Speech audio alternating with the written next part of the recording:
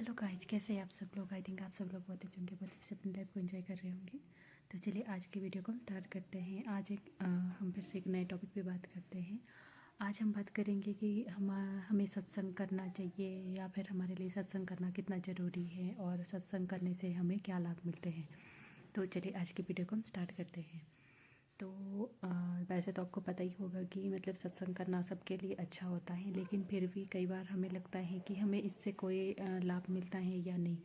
लेकिन मैं आपको बता दूं कि सत्संग करना बहुत ज़्यादा ज़रूरी है सबके लिए। अगर सब लोग सत्संग करते हैं तो उससे हमें क्या मिलता है, हमें पॉजिटिव थॉट्स मिलते हैं।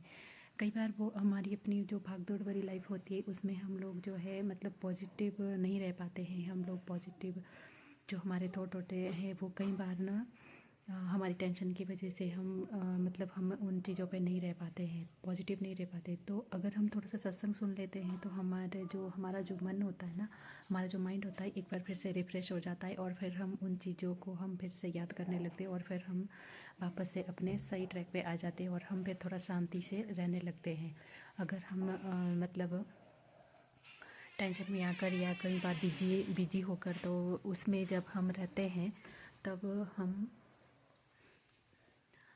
हम बहुत ज़्यादा थोड़ा सा डिप्रेस्ड फील करते हैं या फिर हम बहुत ज़्यादा टेंस्ड फील करते हैं, क्योंकि हम लोग बहुत ज़्यादा परेशान हो जाते हैं। लेकिन जब हम सत्संग सुनते हैं तो हमारे मन को कहीं ना कहीं शांति मिलती है और हमें अच्छा भी लगता है।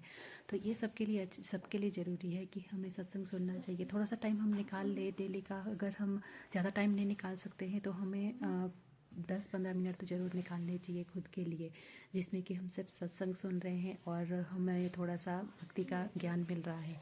इन सारी चीज़ों पे भी हमें फोकस करना चाहिए। तो अगर आप इस तरह का जब हम सत्संग सुनते हैं तो हमारा माइंड एकदम फ्रेश हो जाता है और फिर हम जो है थोड़ा पॉजिटिव फील करने लगते हैं। ऐसा नहीं है कि हमें जो जो बातें सत्संग में सिखाई जाती है वो बातें हमें नहीं आती है, हमें वो सारी बातें याद होती हैं। लेकिन फिर भी जब हम बहुत सारी अपनी भागदौड़ भरी लाइफ में उन सारी चीज़ों को कहीं ना कहीं हम मतलब थोड़ा सा भूल जैसे जाते हैं, हम लोग उन चीज़ों पे इतना ध्यान नहीं दे पाते हैं। लेकिन जब हम सत्संग सुनते हैं तो हमें वो सारी चीज़ें याद आने लगती है और फिर हम वापस से अपनी शांति वाली लाइफ में एंटर कर जाते हैं और फिर हम थोड़ा सा शांति से रहने लग जाते हैं और फिर कुछ दिनों तक हमारी जो लाइफ है वो थोड़ी सी सीधी चलती है। लेकिन जब फिर से हम उन चीज़ों को थोड़ा सा भूल जाते हैं और फिर हम अपने वापस से उसी काम के स्ट्रेस में आ जाते हैं तो फिर हम फिर से बहुत थोड़े से चिड़चिड़े हो जाते हैं। लेकिन फिर से हमें कुछ दिनों बाद मतलब ऐसा है कि अगर हम डेली डेली सुनते रहे तो फिर हमारा माइंड हमेशा रोज़ ही रिफ्रेश रहता है। फिर हमें इतना ज़्यादा परेशान होने की ज़रूरत नहीं है, फिर हम परेशान नहीं होते हैं, क्योंकि फिर हम कहीं ना कहीं उन चीज़ों की वजह से थोड़ा सा रिलैक्स हो जाते हैं कि नहीं ऐसे करके ऐसे होता है, वैसे नहीं ऐसे होता है। तो फिर हमें इन सारी चीज़ों का फिर पता चलता रहता है। तो फिर इसीलिए तो और फिर जब हम एक तो सत्संग हो गया, दूसरा फिर ये हो गया, सत्संग में हमें भक्ति करना सिखाया जाता है, भगवान से हमें वो जोड़ती है। तो भगवान के जो भक्त होते हैं वो उनका भी माइंड हमेशा जो है पीस में रहता है। भक्ति करने से क्या होता है, जो भक्त होता है उसको जो है अगर आप उसको जहर भी दोगे तो वो भी उसको अमृत लगेगा। उसके ऊपर अगर आप कहते हो ना कि मतलब जैसे बहुत सारी चीज़ों का असर होता है, जादू टोना हो गया या फिर कई बार बोलते हैं हम किसी ने कुछ करा दिया है, तो वो उन सारी चीज़ों का भी इतना जल्दी असर पड़ता नहीं है, क्योंकि जो इंसान भक्ति के मार्ग पर है, जो भगवान के भरोसे सब चीज़ें जो उसने रखी हुई है, उस पर इन चीज़ों का फ़र्क नहीं पड़ता है, उस पर इन चीज़ों का असर नहीं पड़ता है। इसीलिए तो जो भक्त होते हैं उनको अगर आप जहर देंगे तो वो भी अमृत बन जाएगा। और इसके जो बहुत सारे उदाहरण भी है, जैसे कि मीराबाई थी। मीराबाई को जब वो भक्त श्री कृष्ण की भक्ति में इतना ज़्यादा मतलब लीन हो गए थे कि जो उनके पति थे उन्होंने जहर पिलाया तो उसका भी उन पर असर नहीं हुआ, वो उनके लिए अमृत बन गया और फिर भी वो कृष्ण भक्ति में हमेशा वो उन्हीं की भक्ति में लीन रहते थे। तो फिर जो दूसरा जो उदाहरण है वो प्रहलाद का है, जो कि छोटा बच्चा था और उसने वो श्री विष्णु के ध्यान में इतना ज़्यादा मग्न था कि उसको किसी भी चीज़ का पता नहीं था। कितनी बार उनको प्रहलाद को जहर दिया गया, उनको कुएं में फेंका गया, वहाँ से वो वापस आ गए और फिर उसके बाद उनको बहुत सारी जगहों पे उनको मारने की कोशिश की गई। पहले तो उनको जब वो कयादू के पेट में थे तब उनकी जो माँ थी तब उसी टाइम भी उनको मारने की इतनी ज़्यादा साजिशें करी गई कि बहुत ज़्यादा, लेकिन फिर भी उनका वो कुछ नहीं कर पाए। जब वो पेट में थे। फिर उसके बाद जब दुनिया में आए तब भी उनके ऊपर बहुत सारे अटैक हुए, फिर भी उनको जो वो राक्षस थे उनका वो कुछ नहीं कर पाए, क्योंकि वो हमेशा श्री विष्णु का बस नाम जाप करते थे, श्री विष्णु वे नमः, श्री विष्णु वे नमः, बस उनका यही नाम था, बस वो इसी के सहारे वो रहते थे। तो अगर हम भी कई बार होता नहीं कि हम बहुत सारी चीज़ों से थक हार जाते हैं, जब हमें कुछ समझ नहीं आ रहा तब हम बस भगवान का नाम का सहारा हमें ले लेना चाहिए। ये हमारे लिए सबके लिए अच्छा होता है। फिर जब हम इस तरह से रहते हैं तो फिर कहीं ना कहीं जो भी हमारी लाइफ में प्रॉब्लम आती है तो वो धीरे धीरे करके ठीक होती रहती है। हमें पता ही नहीं चलता कि कब हमारी प्रॉब्लम ठीक होगी, लेकिन हम उस प्रॉब्लम से बाहर निकल जाते हैं।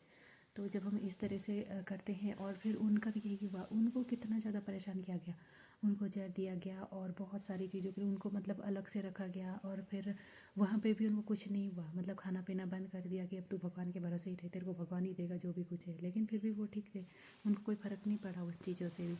और फिर बाद में क्या हुआ, जब वो जो हिरण्यकश्यप थे, जब वो थक गया कि अभी इसका कुछ नहीं कर सकते, तब उन्होंने ये कहा कि तेरा भगवान कहाँ पे है। मतलब उससे पहले तो उन्होंने जो है अहिल्या, उसकी जो होलिका थी, होलिका ने, उसकी जो बुआ थी, प्रहलाद की बुआ, उन्होंने उसको मारने की कोशिश की।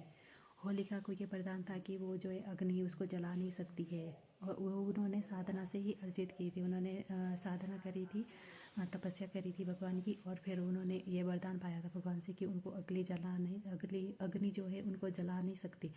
तो फिर इस वजह से उन्होंने जो है चिता बना दी, एक बड़ी सी चिता बनाई, और फिर उसमें वो बैठ गई और प्रहलाद को लेकर बैठ गई। तो इसका क्या मतलब हुआ, उन्होंने अपनी साधना का दुरुपयोग किया, और उन्होंने जो है प्रहलाद को बिठाया, जो भगवान के भक्त थे, उन्होंने उसको अपनी गोदी में बिठाया, और फिर उनको जलाने के उद्देश्य से वो वहाँ बैठी।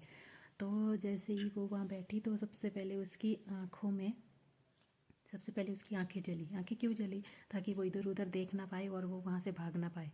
और फिर उसके बाद उसका पूरा मुंह जल गया, हाथ पैर सब जलने लगे, और फिर उसने जो है वो चिल्लाने लगी कि मेरे साथ धोखा हुआ, और मेरे को जो है मुझे जो वरदान दिया गया था वो झूठा साबित हुआ।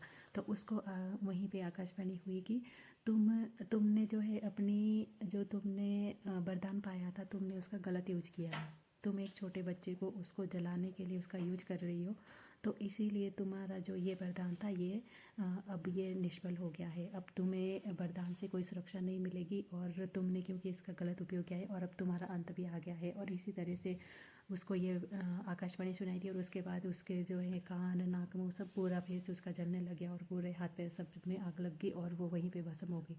और जो प्रहलाद था वो इतनी बड़ी चिता के ऊपर वो वहीं पे सुरक्षित बैठा रहा, क्योंकि वो भगवान के नाम का स्मरण कर रहा था हर टाइम। तो यही होता है, जब भी कोई भक्त होता है उसके ऊपर ना जहर का असर होता है ना किसी और चीज़ का असर होता है।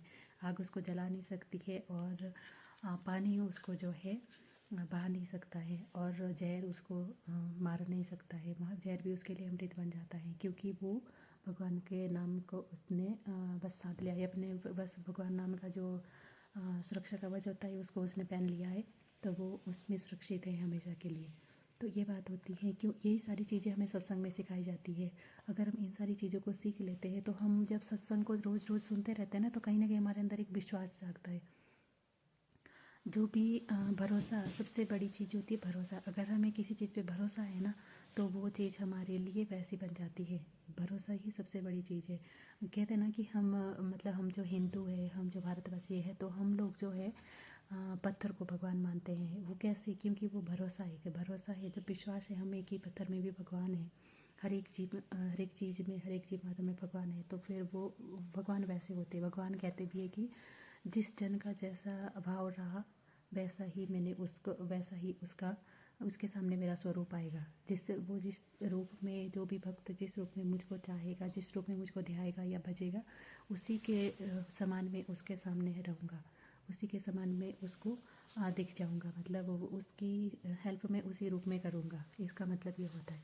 तो ये सारी चीज़ें हमें कहाँ मिलती हैं, हम रोज़ इन सारी चीज़ों को कहीं ना कहीं भूल जाते हैं। आजकल की दुनिया जो है भाग दौड़ भरी है, और फिर इतनी ज़्यादा थोड़ी सी मॉडर्न दुनिया भी हो गई है, तो हम इन सारी चीज़ों को कहीं ना कहीं भूल जाते हैं। लेकिन जब हम सत्संग सुनते हैं तो हमें इन सारी चीज़ों के बारे में थोड़ा सा ज्ञान होने लगता है और हम थोड़े से अवेयर हो जाते हैं और हम भगवान से जुड़ जाते हैं। अपने आप ही ऑटोमेटिकली हम भगवान से जुड़ जाते हैं अगर हम सत्संग भी सुनते हैं, क्योंकि उसमें भगवान के नाम के बारे में ही बताया जाता है। तो फिर वहाँ से भी हम लोग भगवान से ही कनेक्ट हो रहे हैं। अगर हम अलग से भी भगवान का नाम नहीं ले रहे हैं तो हमें वहाँ से जो सीखने को मिलता है, सुनने को मिल रहा है, सुनने मात्र से भी हमारे बहुत ज़्यादा पुण्य होता है। मतलब उससे हमें पुण्य मिलता है जब हम सुनते भी हैं कोई चीज़।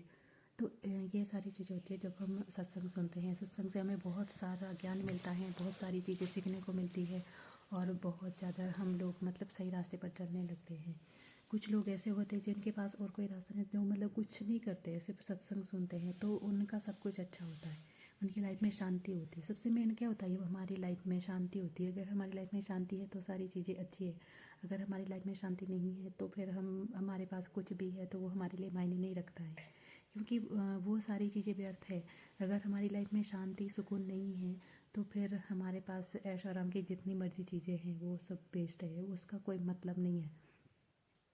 अगर हम झोपड़ी में भी रह रहे हैं और हम वहाँ पे सुकून से हैं, शांति से, हमें संतोष है अंदर अपने कि हम जो भी कर रहे हैं अपनी मेहनत से कर रहे हैं, तो फिर वो हमारे लिए बहुत ज़्यादा मतलब अच्छा होता है। वहाँ पे भी हमें सुकून मिलता है और हम वहाँ पे शांति से रह सकते हैं।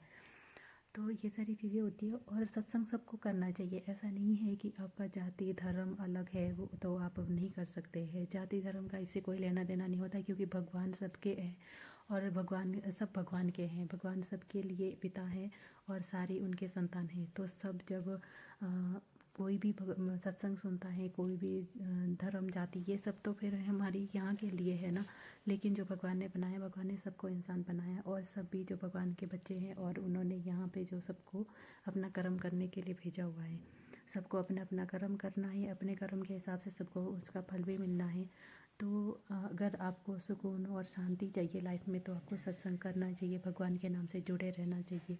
अगर आपको खुद से इतनी ज़्यादा अवेयरनेस है कि आप जो है हर टाइम भगवान का नाम लेते रहते हैं, उनको आप कभी एक पल के भी भूलते नहीं हैं, उनके आश्रय रहते हैं, तब आपको मतलब इतना ज़्यादा सत्संग सुनने की ज़रूरत नहीं होती है। वैसे तो अगर आप सुनते हैं तो भी इसका आपका फ़ायदा ही है, उसमें कोई नुकसान नहीं है।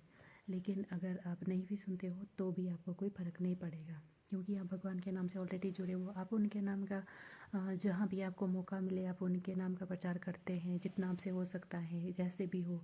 अगर आपको कहीं पे किसी को पॉजिटिव थोड़ी सी राय दे रहे हो ना, कि किसी को भी सही रास्ता थोड़ा सा दिखा रहे हो किसी भी वे में, छोटा बड़ा किसी भी वे में, तो भी ये आपके लिए अच्छा है, तो भी आप अच्छा कर्म कर रहे हो, क्योंकि आप किसी का बुरा नहीं कर रहे हो, बल्कि आप सबका अच्छा ही कर रहे हो जितना आपसे हो सकता है। सबकी अपनी अपनी कंडीशन होती है। हम जिस हाल में हैं, जिस हिसाब से हम जितना कर सकते हैं उतना हमें अच्छा करना चाहिए, तभी हमारी लाइफ अच्छी होगी और आगे आने वाली लाइफ भी हमारी अच्छी होगी। और जब हम भगवान के पास जाएंगे तब हम उनके पास जो है हमारे पास उनके सामने खड़े होने का थोड़ा सा इतना साहस होगा कि हम उनके सामने सिर झुका के भी खड़े हो सके। इसके लिए भी हमें बहुत अच्छे कर्म करने पड़ते हैं, तब जाके जो है हमें वहाँ पे उनके सामने हम खड़े हो सकते हैं। आप खुद सोचिए, जब हम कोई भी कर्म करते हैं तो हमें ये सोच के करना चाहिए कि हमें उनके सामने भी जाना है। यहाँ पे हम सोचते हैं ना कि हमें कोई देख नहीं रहा है, लेकिन हमें भगवान तो हर टाइम हमें देखते हैं, क्योंकि उनकी नज़र तो हर एक वक्त पे होती है। वो हमें हर एक इंसान को वो देखते हैं। तो हम जब हमें ये लगता है कि हमें कोई नहीं देख रहा है, तब हमें ये सोचना चाहिए कि ऊपर एक बैठा हुआ है जो सबको देख रहा है, जिसको सबका पता है। तो जब भी आप कोई काम करो तो उनके शरण में रखो, फिर उनको पता है। उनके कोई भी काम ऐसा करो कि भगवान को सब पता है, और जो भी आपको जवाब देना है, किसी को भी आपको लगे कि मुझे किसी को कोई जवाब देना है, तो आप उसके लिए ये सोचें कि अगर भगवान से आपने कहा है कि इस काम के लिए मुझे ये काम करना है, तो फिर आप किसी और को जवाब देने के लिए बाध्य नहीं है। तो जो भी काम कर रहे तो उनके सहारे पे कर रहे, उनको साक्षी रख के करें, तो फिर आपके सारे काम अच्छे हो जाएंगे। और आप सत्संग भी करते रहिए और जितना आपसे हो सके अच्छे अच्छे काम करते रहिए और अपनी लाइफ को अच्छे से शांतिपूर्वक जीने की कोशिश करिए जितना आपसे हो सकता है। तो फिर आज की वीडियो में मैं सिर्फ इतना ही कहूँगी। अगर आपको मेरी वीडियो थोड़ी भी अच्छी लगे तो प्लीज़ लाइक कर देना, शेयर कर देना और कमेंट भी कर देना और मेरे चैनल को सब्सक्राइब भी कर देना। जिन्होंने मेरे चैनल को सब्सक्राइब किया हुआ है उनको दिल से थैंक यू। आप हमेशा हैप्पी रहिए, आगे बढ़ते रहिए और अपनी लाइफ को अच्छे से एंजॉय करिए और अपने प्रभु नाम का जाप हमेशा करते रहिए। जय श्री राम।